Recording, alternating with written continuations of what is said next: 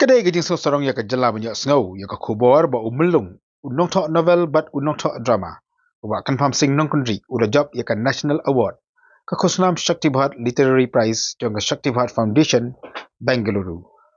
wa Kynpham sing Nongkynrih ula yo ya ka ni ka nam job de hadian bala bishap nya ya gajing no senyang ke ba kongsan jong u sha ka thok katar jonggori India ka ba kan thup ya ki life south li ki kat aka kasi bat ka phareng kini kikat kentup iki shifutli kikat poetry haka khasi bat pharang sautli kikat drama sautli kikat ngatu khana lengkot aka khasi bat pharang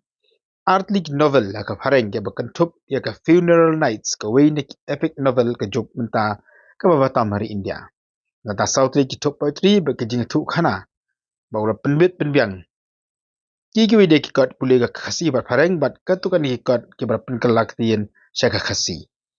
laban batai hang ni maka nobel thama jung ka tin phareng ka ai kateng the distaste of the earth kabla rong ru aka long list jong ka JCB prize kable ka Khusnam ka bhetam hari India along list ka diga thup ba shifotli ki kot nobel ba bhatam hari hausnam arja afsau ka diga Khusnam ka ya shakhmat menta ba Kynpham mula yo ya ka Khusnam Shakti Bhat Literary Prize hangat ka song pisa ka ba alak tingka kani di Khusnam ko basang masam na usam arja nyaw pan sa kan mau ya kan thokot bat ka editor ba ponam ka Shakti Bhat bat kani ka Khusnam ka bakisam ta ka dei ka sien ka bakhatsan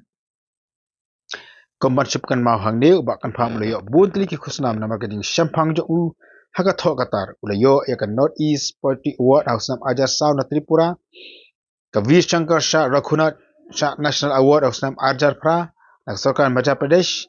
Katakur Fellowship of Sam Ajar Khatpra na Indian Institute of Advanced Studies Shimla ka Bangalore Review June Jazz Award of Sam Ajar Arhuway ka Sparrow Literary Award of Sam Ajar Arhuar na ka Sound and Picture Archives of Research on Women Mumbai ba Kynpham menta ulong noi kai ka English Department Hanot Eastern Hill University Shillong